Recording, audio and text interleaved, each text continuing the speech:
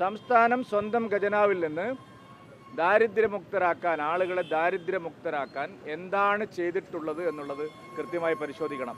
ഞങ്ങളുടെ ഒരു കണക്കനുസരിച്ച് ഈ 60,000 പേരിൽ ഒരു 50,000 ആൾക്കാരും CPM-ൻ്റെ പ്രവർത്തകരായിട്ടുള്ള ആൾക്കാരാണ് ഇപ്പോൾ കണ്ടെത്തിയെന്ന് പറയുന്ന ആൾക്കാർ. ഞങ്ങൾ ഈ തദ്ദേശ തെരഞ്ഞെടുപ്പിനോടനുബന്ധിച്ച് ഇപ്പോൾ എന്തായാലും എല്ലാ വാർഡുകളിലും ഗൃഹസമ്പർക്കവും മറ്റു കാര്യങ്ങളൊക്കെ നടക്കുകയാണ്. പൂർണ്ണമായിട്ട് ഞങ്ങളത് പരിശോധിച്ച് ആരെയൊക്കെയാണ് ഈ സർക്കാർ ഇപ്പോൾ അതിദാരിദ്ര്യ വിമുക്തമാക്കിയിരിക്കുന്നത്, അവരുടെയൊക്കെ അവസ്ഥ എന്താണ്. ഇന്നും നൂറുകണക്കിന് ഓരോ പഞ്ചായത്തിലും നൂറുകണക്കിന് ആളുകൾ തെരുവിൽ കഴിയുകയാണ്. അവിടെ ടാർപോളിൻ കെട്ടിയിട്ട് ആളുകൾ വീട്ടിൽ കിടന്നുറങ്ങുന്ന സ്ഥിതിയുണ്ട്. പല വീടുകളിലും ഈ തരത്തിലുള്ള ഒരു സഹായവും ലഭിച്ചിട്ടില്ല എന്നുള്ളതാണ് സത്യം. അതിദാരിദ്ര്യമുക്തം കേരളം എന്നുള്ള ഒരു പ്രചാരണ തട്ടിപ്പ് മാത്രമാണ്, ഒരു PR തട്ടിപ്പ് മാത്രമാണ്, ഒരു ആഗോള തട്ടിപ്പാണ് ഈ വിഷയത്തിൽ CPM ഗവൺമെൻറ് നടത്തുന്നത്. മൂന്നാം വട്ടവും അധികാരത്തിൽ വരാൻ ആളുകളെ കണ്ണിൽ പൊടിയാൻ വിടാൻ വേണ്ടിയിട്ടുള്ള ഒരു തന്ത്രം മാത്രമാണ്